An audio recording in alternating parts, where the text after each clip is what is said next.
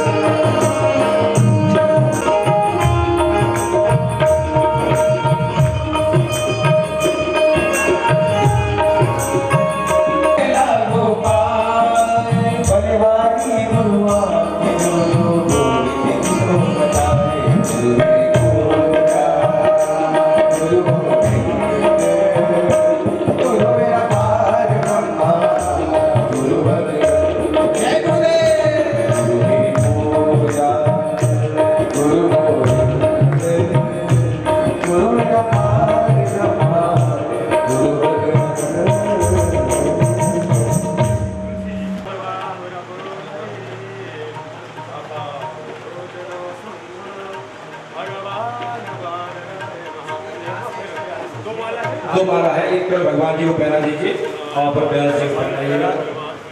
ओम सच्चिदानंद रूपाय विश्वोत्पत्त्यादि Hathaway आपन्ना गुरुर्ब्रह्मा गुरुर्विष्णु गुरुर्देवो महेश्वरा गुरुर्साक्षात् परब्रह्म तस्मै श्री गुरवे नमः।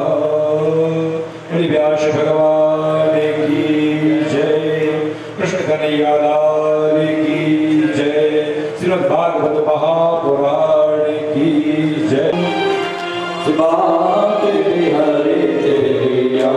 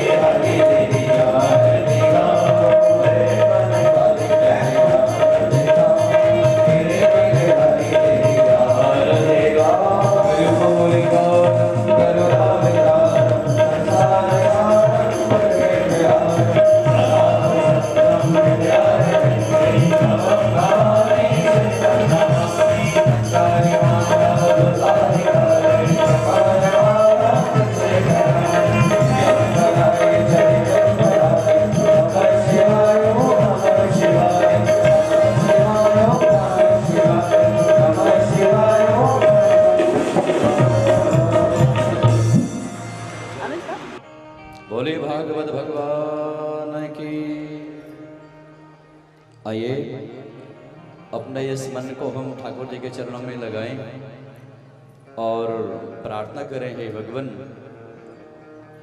कथा का प्रवाह प्रारंभ हो रहा है, हमारा मन कथा में लगे।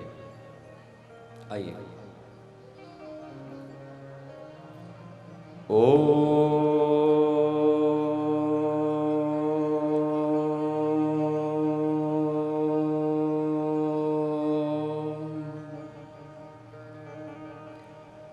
मंगलम भगवान विष्णु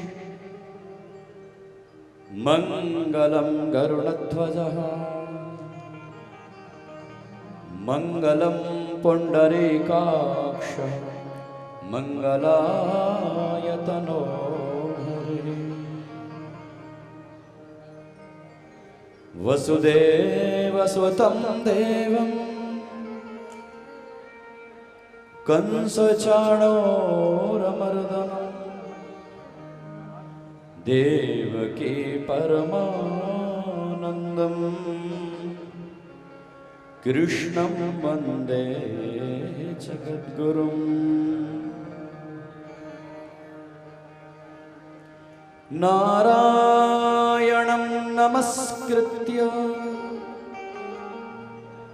नरं चैव नरोत्तमं देवीं सरस्वतीं व्यासं ततो जयमुदीरये।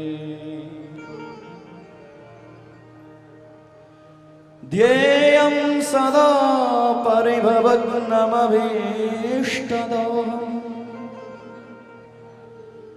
तीर्थास्पदं शिवविरिञ्चनुतं शरण्यं भृत्यार्तिहं प्रणतपालभवाब्धिपोतं वन्दे महापुरुषते चरणारविन्दम्।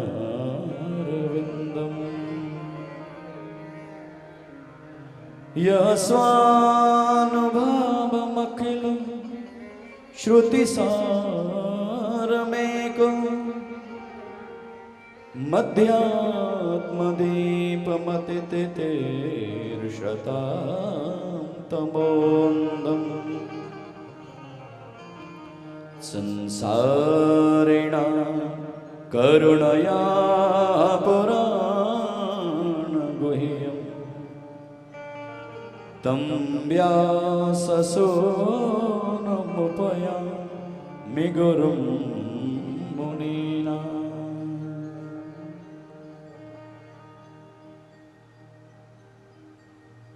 श्रीवल्लभानन्त जगन्निवास श्रीराम राजेन्द्र नमो नमस्ते। सदा सनाथं कुरु मां नाथ नाथ प्रभो दीनदयालु मूर्ते। अहो बकीयं स्तनकालकूटं जिघांसया पाययदप्यसाध्वे। लेवे गतिं धात्र्युचितां ततोऽन्यं कं वादयालुं शरणं व्रजेम। कि तप्तकाञ्चन गौराङ्गी राधा वृन्दावनेश्वरी वृषभानुसुते देवी प्रणमामि हरिप्रिये। अतुलितवनधामं हेमशैलावदेहं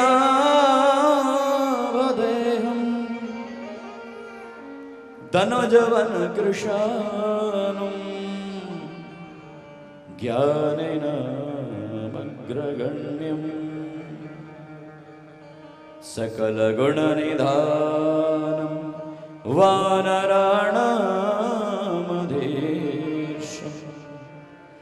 रघुपतिप्रियभक्तं वातजातं नमामि। कि जय जय श्री राधारमण, जय जय नवल कृष्ण, जय गोपी चित चोर प्रभो, जय जय माखन चोर। श्री राधा मेरे स्वामिनी, मैं राधे को दास, जन्म जन्म मोहि दीजियो श्री वृंदावन को वास। सब मिलके बोले हरे राम राम राम हरे हरे, हरे कृष्ण कृष्ण कृष्ण हरे हरे, हरे राम राम राम हरे हरे, हरे कृष्ण कृष्ण कृष्ण हरे हरे। बोली भागवत भगवान की। बंधुओं, ये बड़ी पावन बेला अधिमास पुरुषोत्तम मास की ये पावन बेला, जिसमें सक्सेना परिवार के द्वारा श्रीमद् भागवत कथा सप्ताह ज्ञान यज्ञ का ये भव्य दिव्य आयोजन किया गया। और आज भगवत कृपा से, पितृ कृपा से हम सप्तम दिवस पूर्णाहुति के बेला में पहुंचे हैं। बंधुओं, सच पूछिए, पता ही नहीं चला हम कब सप्तम दिवस में पहुंच गए। आइए भगवान पुराण पुरुषोत्तम को प्रणाम करते हुए हम इससे पूर्व भागवती गंगा में प्रविष्ट हों, अपना मन, वचन और इस तन को पावन करने के लिए पहले भगवान नाम का सहारा ले लें। आइए। श्री राम जय जय राम, श्री राम श्री राम जय जय राम, श्री राम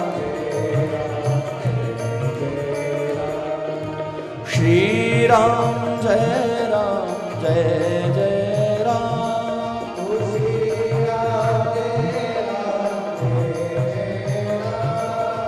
राधे श्याम जय श्यामा श्याम,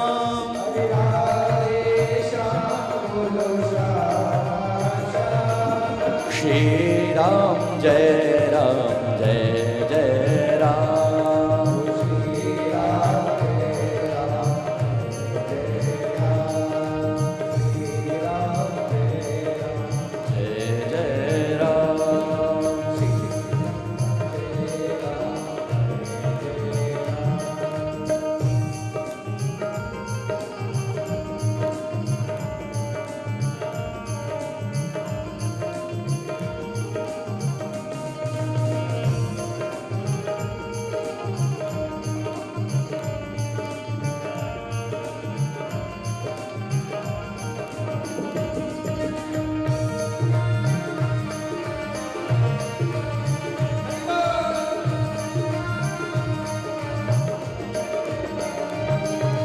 वृंदावन में राधे श्याम,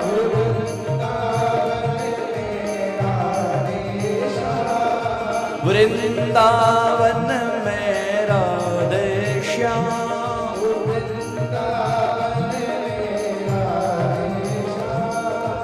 अवध विराजे सीताराम।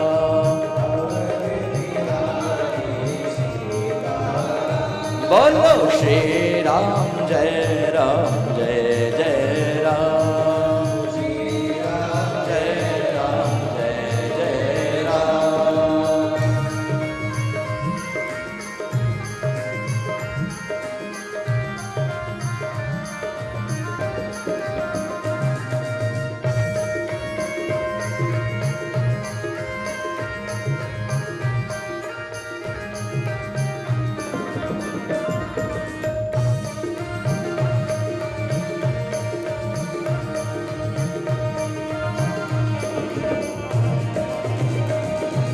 नारद की वीणा में राम,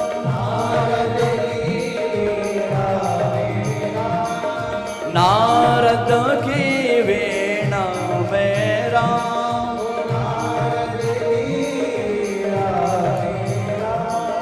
शिव के डमरों में श्री राम। बोलो श्री राम जय जय राम, श्री राम जय जय राम।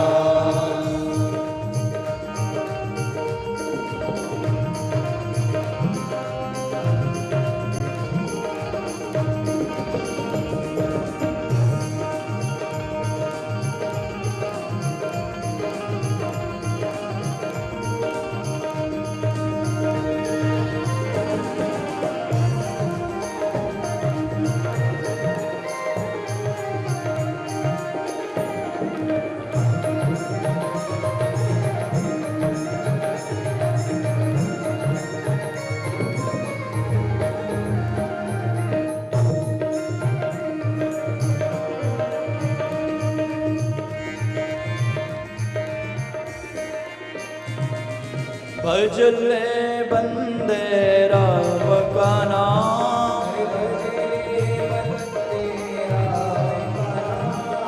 भज ले बंदे राम का नाम,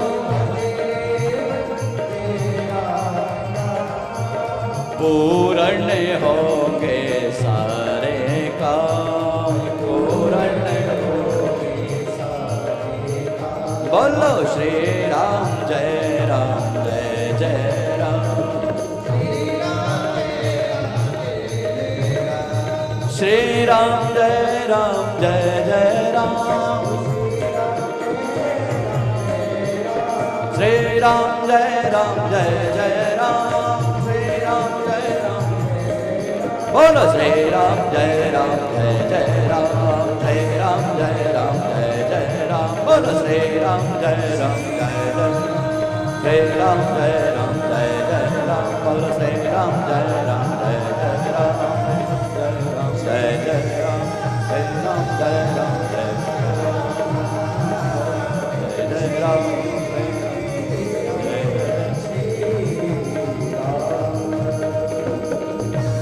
जय जय श्री राधे।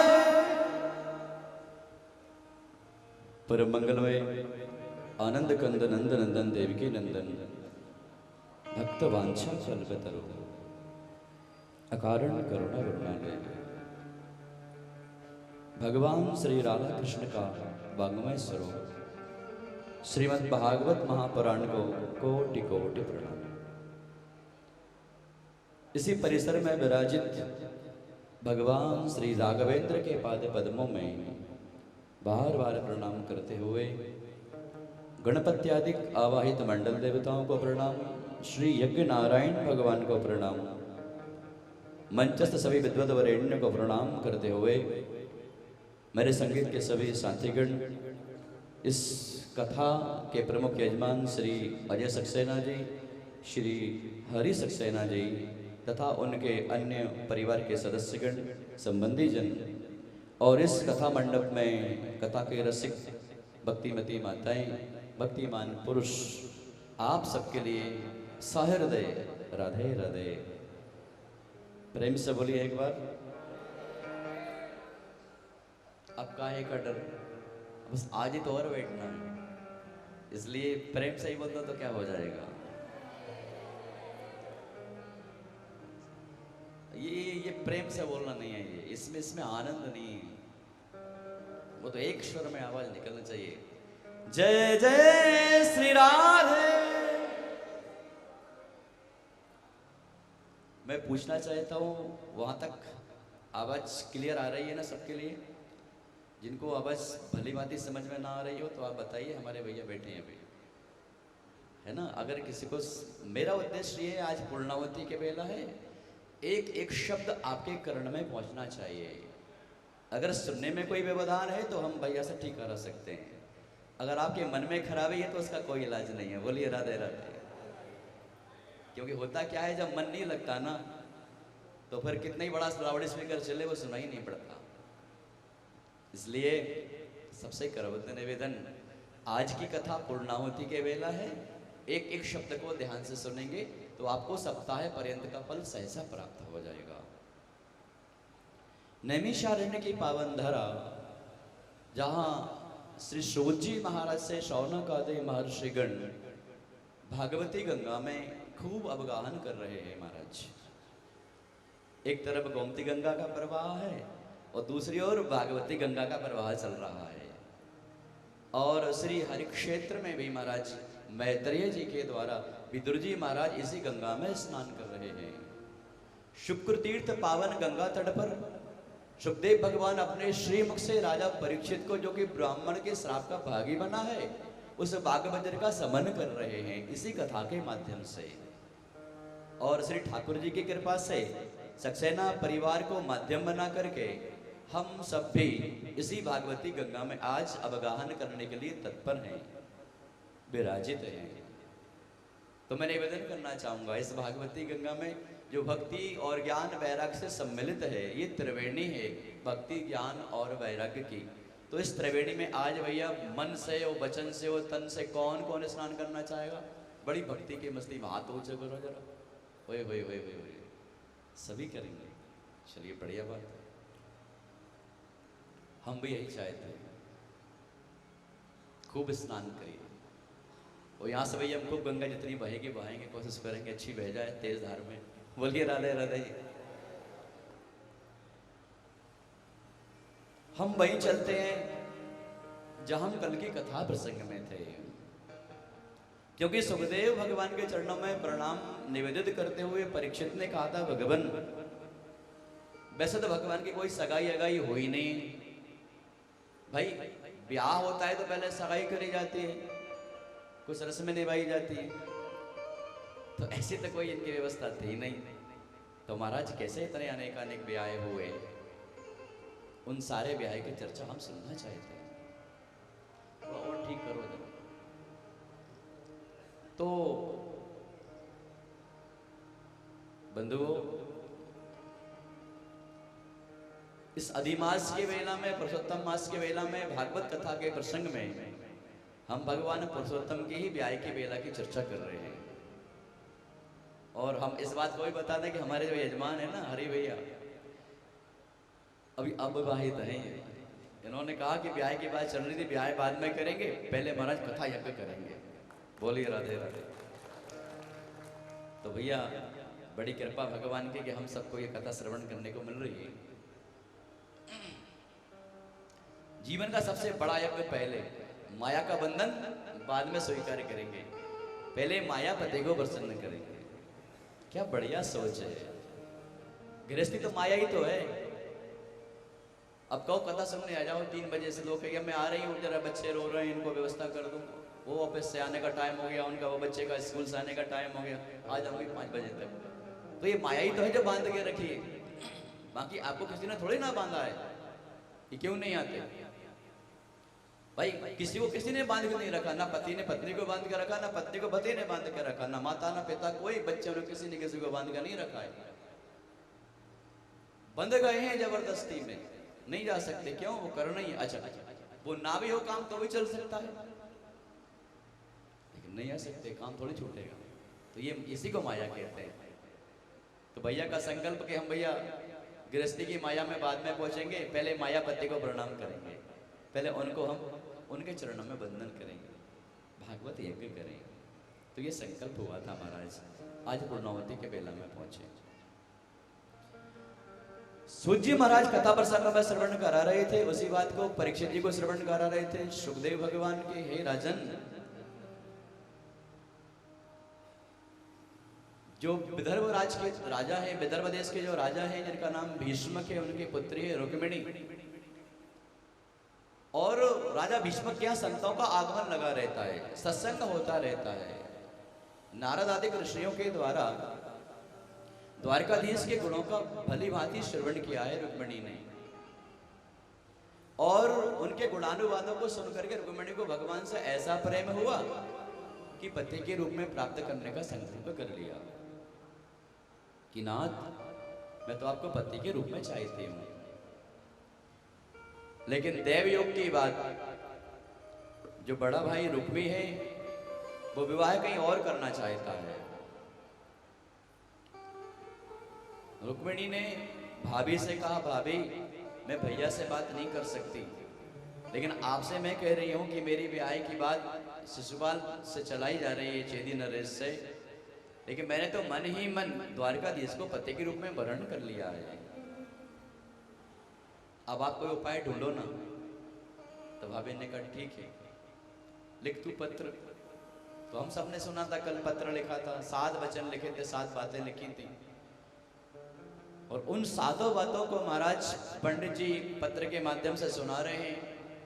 किनको? द्वारिकाधीश को। श्रुत्वा गुणान् भवन सुंदर शृण्वतान्ते निर्विश्य कर्ण बिभरैर्हरतो गतापम् रूपं दृशा दृशिमतामखिलार्थलाभम् त्वयि अच्युता विशतु चित्तमपत्रपं मे। पहला वचन लिखा कि मैं आपसे प्रेम करती हूँ, और मैंने आपको सुन सुन के प्रेम कर लिया आपसे।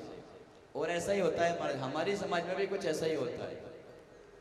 आप कन्या का ब्याह करने के लिए लड़का खोजने को, वर खोजने को जाएंगे, ऐसे तो किसी के नहीं चले जाएंगे ना। क्या करेंगे? पहले समाज में अपने मामा जी के यहाँ, फूफा जी के यहाँ, बुआ जी के यहाँ से खबर लेंगे कि भैया वो फलाना फलाना भैया वो बच्चा है, वो बालक है, वो ठीक है कि नहीं, वो सील गुण से संपन्न है कि नहीं, वो सदाचारी है या नहीं, वो विद्यावान है या नहीं, वो बुद्धिमान है या नहीं, हाँ वो शीलवान है या नहीं, वो सद्गुणों से संपन्न है या नहीं, वो सुयोग्य है या नहीं, वो सौंदर्य से पूर्ण है या नहीं, वो हमारी बिटिया के योग्य है अथवा नहीं। जानकारी लेते हैं ना, देखने तो बाद में जाते हैं, पहले खबर लेते हैं।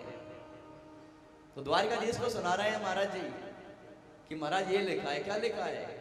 कि सुन करके आपसे प्रेम हुआ है।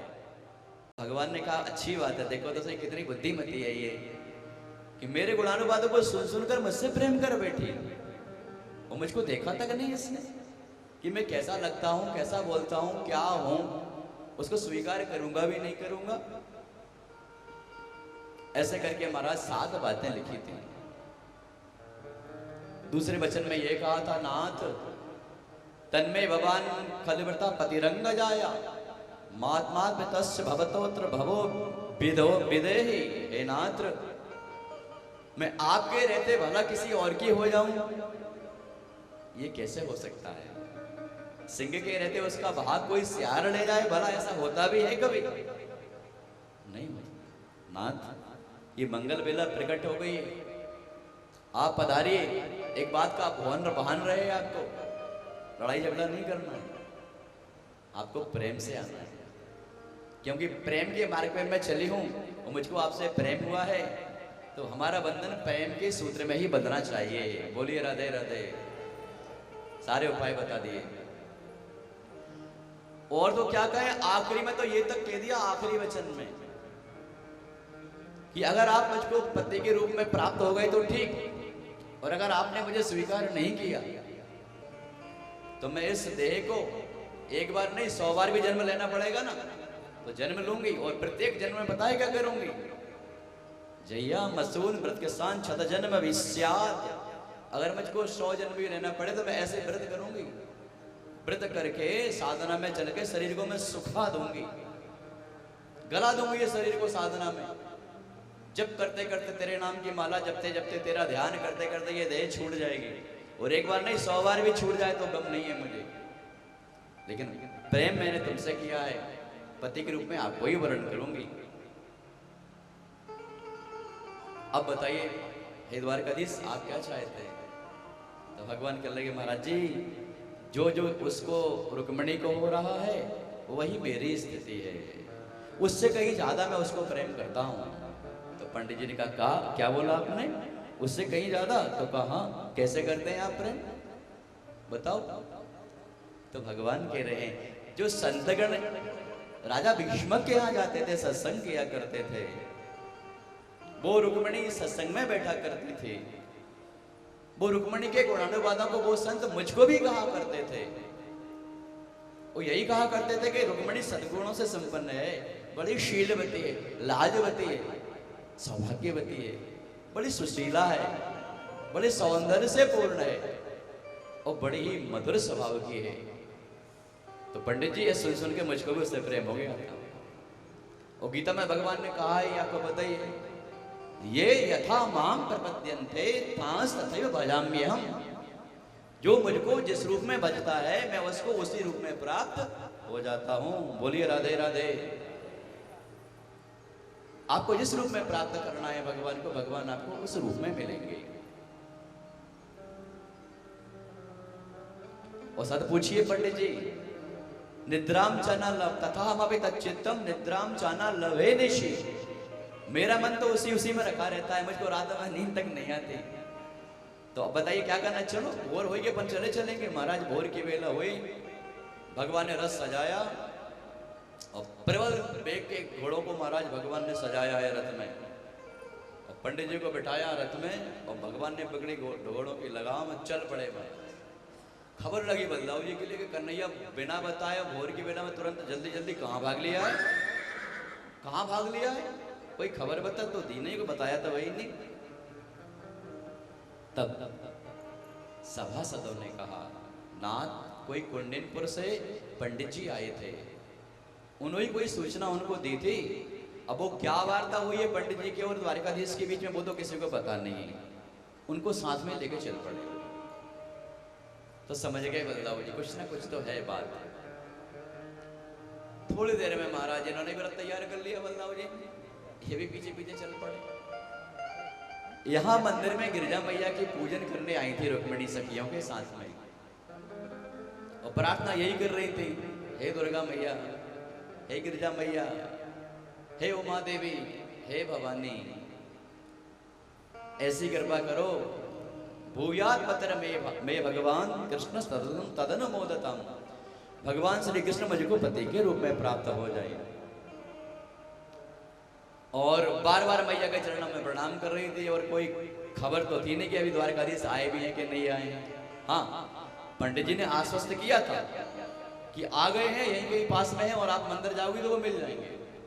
इस बात से निश्चिंत थी कि पंडित जी ने तो कह दिया है आए तो हैं, लेकिन वो अभी हैं कहाँ, मंदिर प्रांगण में तो नहीं आए। तो बार बार मैया से प्रार्थना कर रही है, हृदय में बड़ा कंपन हो रहा है, डर रही है, कह रही है दुर्भगाया न मेधाता नानुकूलो महेश्वर। इस समय ना तो मेरे अनुकूल महादेव हैं और ना गिरजा मैया सुन रही है मेरी, क्यों इतना विलंब हो गया है। अब ऐसा ना हो शिशुपाल की बारात कहीं आ जाए नगर में और हम ऐसे ही रह जाएं। इसी बीच में सखियों को भेजा कि जाओ जरा देखो तो मंदिर के प्रांगण में कोई रथ लेकर के आए हैं, कोई राजकुमार आए हैं अथवा नहीं आए। तो महाराज एक सखी गई और देख के आती है, और जैसे ही भगवान की आभा को शोभा को देखा तो महाराज भाव विवल हो गई, और रुक्मिणी से आकर के कुछ कहना चाहती है, लेकिन उनके सौंदर्य को देख करके महाराज शब्द नहीं निकल रहे, रोमांच हो गया है मन में। रुक्मणी ने कहा बोल तो सही, तुमने देखा कोई आए हैं? तो कहने हाँ मैंने देखा है, वो रथारूढ़ हैं, कैसे लगते हैं, कैसे दिखते हैं? तो वो सखी कह रही है कि मोर मुका मोर मुकुट कानन कुंडल छवि पीतांबर वनमाल धरे हैं, पग पैजन कटिका छन सोहे, कर में प्यारे मुरली धरे हैं। पीतांबरों बिंबाधर मतवारे नैना, मंद मंद मुस्कान झरे हैं। अरे बाके के इस बाकी छवि पर एक नहीं यहाँ लाखों मरे हैं। कि मोर मुकुट पीतांबर, मोर मुकुट, मोर का मुकुट धारण किए, पीतांबर फहरा रहा है उनके हृदय स्थल पर, बनमाला से शोभित है। बिंबाधर मतवारे नैना, बिंबाधर की तरह इनके अधरोष्ठ, और बड़े ही नैना तो ऐसे गंभीर हैं, कैसे गंभीर कि एक बार उनकी नजरों की ओर देख लो तो मन हटने को नहीं करता, देखते रहो। उनके कमल नयन ऐसे गंभीर हैं कि बस देखते रहो। बाके की इस बाकी छवि पर एक नहीं यहाँ लाखों मरे हैं। ऐसा लग रहा है कि अपने आप को निछावर कर दो उनके ऊपर। और महाराज सखी के द्वारा जब ऐसी बात सुनी तो मन में प्रसन्न हो गया।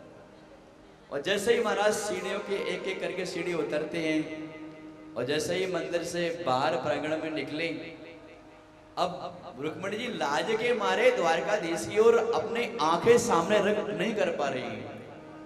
वो बार बार चेष्टा करती है, एक बार आंख भर के देखती हूँ वो कैसे लगते हैं, वो कैसे बोलते हैं।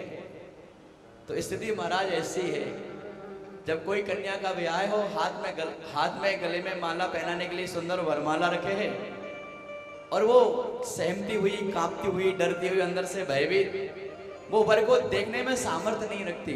वो सखियां धकेलती हैं, चलो चलो चलो, वो बेचारी डरती सहमती आगे बढ़ती चली जाती है। ऐसी स्थिति रुक्मिणी के हाथ में वरमाल है। सखियां कह रही जरा एक बार उनको देख तो लो, वो कैसे लग रहे हैं, वो तुम्ही को देख रहे हैं, एक बार उनको देखो तो सही। उत्सारे वाम कर रही रलकान पांगे, प्राप्तान यक्षत नृपां ददृशे च्युतम सा। उत्सारे वाम कर रही रलकान पांगे, प्राप्तान हिरय क्षत नृपान ददृशे च्युतम सा।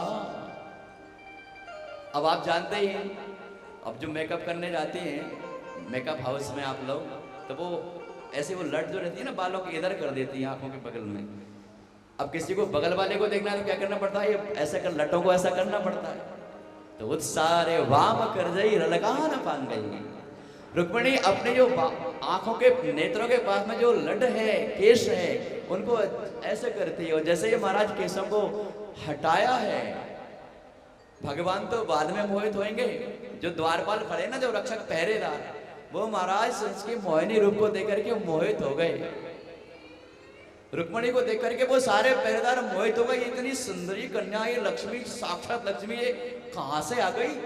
ये हमारी ही कन्या है क्या? यही रुक्मिणी है क्या? और महाराज जैसे ही लटकों को उन्होंने हटाया और द्वारकाधीश ने ऐसा तिरछा चितवन कर ली महाराज। भगवान की निगाहें तो वैसी पैनी है महाराज।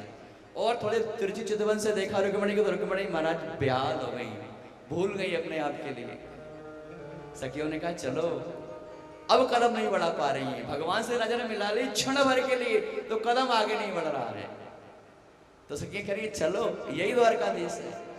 भगवान क्षण भर को रोकेगी, अब सहम रही है, लजा रही है, आना नहीं चाहिए थी, तो भगवान स्वयं रास्ते से कूदे महाराज। और भगवान दौड़ते हुए आए, भगवान ने सीधा बाएं हाथ पकड़ा रुक्मिणी का। पाणी ग्रहण, पाणी अर्थात हाथ, ग्रहण अर्थात ग्रहण करना, पाणी, यही भगवान का पाणी ग्रहण हो गया, यही व्याय हो गया। भगवान ने तुरंत हाथ पकड़ा, हस्त कमल को पकड़ के भगवान दौड़ाते दौड़ाते रथारूढ़ करके, और वो सब जो पहरेदार खड़े थे वो कह देखो से कितनी सुंदर जोड़ी है, ये तो शायद नारायण लग रहे हैं, वो ये शायद लक्ष्मी लग रही है, कितना सुंदर स्वरूप है दोनों का। तो महाराज दोनों लक्ष्मी और नारायण की प्रशंसा होती रही, उनके रूप सौंदर्य से सब महाराज रोमांचित होते रहे, उनकी माया से सब मोहित होते रहे। भगवान देखते देखते रुक्मिणी को रथारूढ़ करके द्वारिकाधीश ले ही जा रहे थे। अब जब ले गए तब पहरेदारों को होश आया कि अरे हम आए किस लिए थे? पहरेदारी के लिए, कि रुक्मिणी को कोई भगा के ना ले जाए। डर था द्वारिकाधीश ना आ जाए कहीं। तो पहरेदारों को जब तब बोध हुआ जब वो भगा के ले गए। अब क्या करें? चलो पीछे करो। पीछे किया। ये खबर लग गई महाराज रुक्मिणी को कि द्वारिकाधीश आए थे और रुक्मिणी को मंदिर में से ही हरण करके ले गए। अब तो महाराज भयंकर क्रोध आया उसके लिए, चल पड़ा पीछे पीछे। वो भी प्रबल वेग के घोड़ों को तो लगाया था उसने रथ में, और महाराज रथ का पीछा करते करते करते आखिर द्वारिकाधीश को उसने पकड़ ही लिया। अब देखा रुक्मिणी ने कि भैया का रथ आ ही गया है और पास में ही खड़ा कर लिया है। तो रुक्मिणी ने भगवान के चरणों में प्रणाम करके कहा, भगवान हे द्वारिकाधीश, ये पाड़े किरण की बेला है और मेरे बड़े भैया हैं, इसलिए कृपया आप इनके साथ युद्ध ना करें। इस मंगल वेला में किसी प्रकार का मैं युद्ध की कामना नहीं करती हूँ। रुक्मिणी तो महाराज समझाने लगा, चिल्लाने लगा, मैं जानता था कि तू यही काम करेगा। भगवान ने बहुत समझाया, नहीं माना, युद्ध की बात होने लगी। इतने में ही सामने से बलराम जी आ गए महाराज। बलराम जी का रथ आया। अरे कन्हैया क्या हुआ, तू यहाँ खड़ा है, क्या बात है, रथ में कौन है? तो कहा ये आपकी बहू है। अच्छा अच्छा अच्छा, ये बहू, चल चल चल तू द्वारका चल, मैं देखता हूँ इसके लिए। तो महाराज रुक्मिणी, भगवान तो द्वारिकाधीश तो रुक्मिणी को लेकर के द्वारिका में पहुंच गए और यहाँ रुक्मिणी से बलराम जी का युद्ध हुआ और बलराम जी ने को परास्त किया, उसको भगा दिया, लौटा दिया है। सुखदेव भगवान कहते हैं, ये राजन परीक्षित, द्वारिकापुरी में मंगल वेला उपस्थित हो गई, मंगल गान होने लगे, सुंदर सुंदर द्वार सजाने लगे और मंगल गान होने लगे, नगाड़े बजने लगे, ब्याह की तैयारियां होने लगी और बड़ी वैदिक पद्धति के साथ में फिर रुक्मिणी का ब्याह भगवान के साथ में हुआ। बोलिए राधे राधे। विवाह हुआ, समय आगे बढ़ा और भगवान के यहाँ पुत्र रत्न का जन्म हुआ, जिनको प्रद्युम्न कहा जाता है। और प्रद्युम्न कामदेव के ही अवतार हैं, ये रति के पति हैं। जब महादेव ने इनको भस्म कर दिया था कामदेव को, तो रति रोने लगी, चरणों में गिर पड़ी महादेव के, महाराज अब मैं अभागी हो गई, मैं कैसे रहूंगी? हे महादेव, आप आशुतोष हैं, इन देवताओं ने मिलकर ही तो इनको छल पूर्वक आपके सामने कर दिया। मैंने तो बहुत मना किया था कि महादेव की तपस्या को भंग मत करो, लेकिन देवता लोगों ने इनको आके कर दिया। हे नाथ, मुझ पर दया करो, मैं अभागी हो गई। तो भगवान तो आशुतोष है महाराज, महादेव तुरंत प्रसन्न हो गए, कह दिया चलो ठीक है, तुम रोना गाना मत करो, प्रतीक्षा करो, द्वापर में भगवान कृष्णावतार ग्रहण करेंगे और जब कृष्णावतार होगा तो उनके पुत्र के रूप में तुम्हारे पति का जन्म होगा। तो पुत्र का जन्म हुआ, लेकिन अभी 8-10 दिन नहीं हुए थे महाराज, अभी 10 दिन की बेला भी नहीं हुई थी कि शंबरासुर आया और माया से अपना एक ऐसा अलौकिक वेश बनाया, किसी को पता तक नहीं चला। और महाराज सूतिका गिर से इनको उठा के ले गया, सूतिका गिर से ही ले गया उठा कर, और नगरी में पहुंचने के पहले ही समुद्र में फेंक दिया इनको। देवयोग की बात, एक बड़ा मच्छ इनको निकल गया। योग की बात, किसी मछुआरे ने उसी मछली को पकड़ा, शिकार, उसको शिकार कर लिया। उसको जब मछली को पकड़ा, उसके जाल में वो फंसी, तो वो देवयोग की बात, वो मछली उसी राजा के यहाँ भंडार गृह में पहुंच गई। और जब भंडारियों ने उस मछली का छेदन किया तो पता लगा उसमें से शिशु निकला बड़ा सुंदर। तो वहां पर एक मायावती नाम की दासी थी, जो रति का ही अवतार थी। उसको कहा कि इसका लालन पालन करो। तो महाराज लालन पालन करने लगे।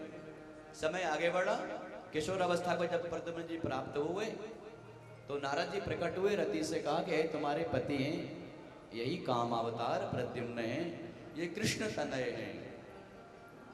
अब तो महाराज चितवन बदल गई मायावती की, माया देवी की। तो माया देवी ने समझाया कि नाथ, आप मेरे पति हैं, आप ही कामदेव हैं, मैं रति हूं आपकी, आप स्मरण करिए कि आपको महादेव की तीसरे नेत्र से आप भस्म हो गए थे।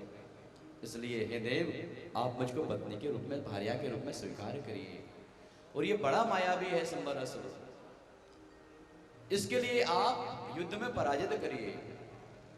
तो उसी माया देवी ने बहुत सारी विद्याएं सिखाई प्रद्युम्न जी के लिए, और प्रद्युम्न जी ने फिर ललकारा संबरासुर के लिए। उससे युद्ध हुआ और महाराज युद्ध में संबरासुर का वध हुआ।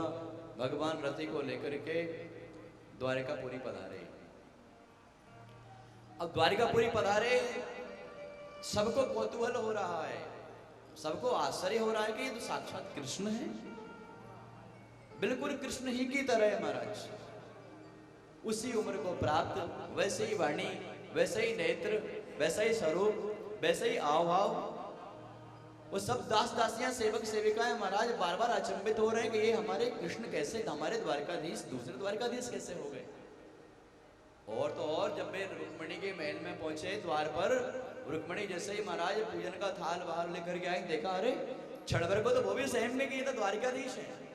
द्वारकाधीश तुरंत अपने माता पिता के साथ मुस्कुराते हुए बाहर निकलते, कहते हैं पहचानो इनके लिए कौन है।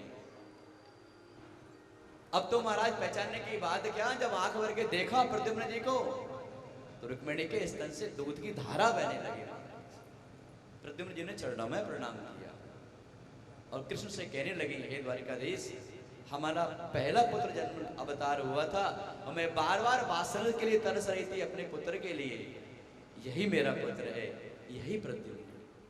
हृदय से लगा लिया माने। सूत जी महाराज शौनक आदि ऋषियों के लिए नैमिषारण्य के पावन धरा में इसी कथा को कह रहे हैं, और सुखदेव भगवान भी परीक्षित को इसी कथा को श्रवण करा रहे हैं। परीक्षित जी ने कहा, भगवान प्रद्युम्न जी जब इतनी अवस्था को प्राप्त हो गए, घर में पत्नी को लेकर के आए, खूब स्वागत सत्कार हुआ, लेकिन हमने तो सुना है कि भगवान की और भी पत्नियां थी, तो उनकी कथा भी श्रवण कराइए महाराज। बोलिए राधे राधे। तो भगवान का दूसरा ब्याह है जाम्बवती के साथ में हुआ है। किनके साथ में हुआ है, बोलिए ना। हाँ जी,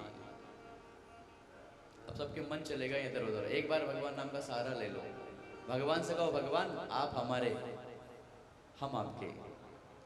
गोविंद मेरो है, गोपाल मेरो है, गोविंद मेरो है, गोपाल मेरो है, श्री बांके बिहारी नंदलाल मेरो है, श्री बांके बिहारी नंदलाल मेरो है, गोविंद मेरो है, गोपाल मेरो है, गोविंद मेरो है, गोपाल मेरो है, गोविंद मेरो है, गोपाल मेरो है, गोविंद मेरो है, गोपाल मेरो है, श्री बांके बिहारी नंदलाल मेरो है,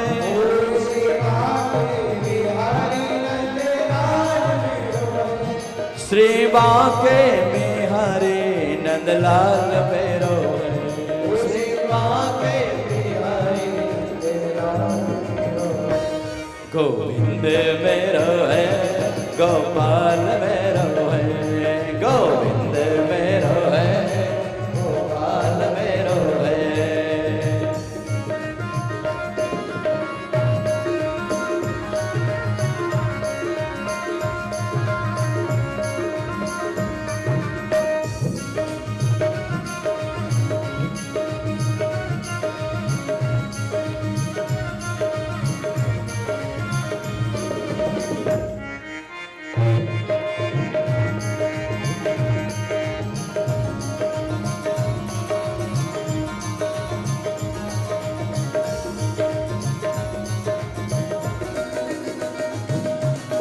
श्री बांके बिहारी नंदलाल मेरो है,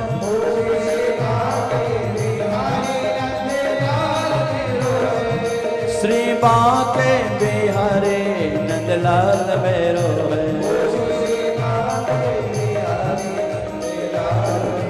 है, गोविंद मेरो है, गोपाल मेरो है,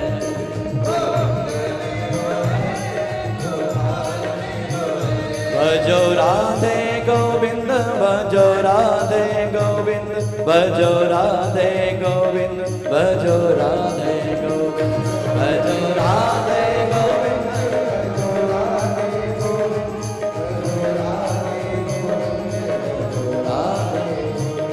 भजो राधे गोविंद भजो राधे गोविंद भजो राधे गोविंद भजो राधे गोविंद भजो राधे गोविंद भजो राधे गोविंद भजो राधे गोविंद भजो राधे गोविंद मेरो है गोपाल मेरो है गोविंद मेरो है श्री बाके बिहारी नंदलाल मेरो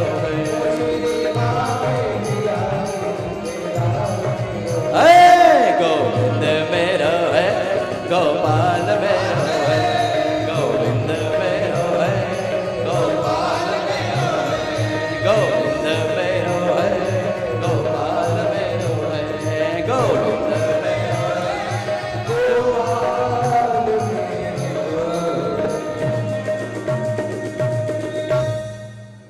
गोविंद मेरो है गोपाल मेरो है गोविंद मेरो है गोपाल मेरो है श्री बाके बिहारी नंदलाल मेरो है श्री बाके बिहारी नंदलाल मेरो है भजो राधे गोविंद भजो राधे गोविंद भजो राधे गोविंद भजो राधे गोविंद भजो राधे गोविंद भजो राधे गोविंद भजो राधे गोविंद भजो राधे गोविंद बोले भागवत भगवान की। अब भैया बैठिए बोलिए राधे राधे।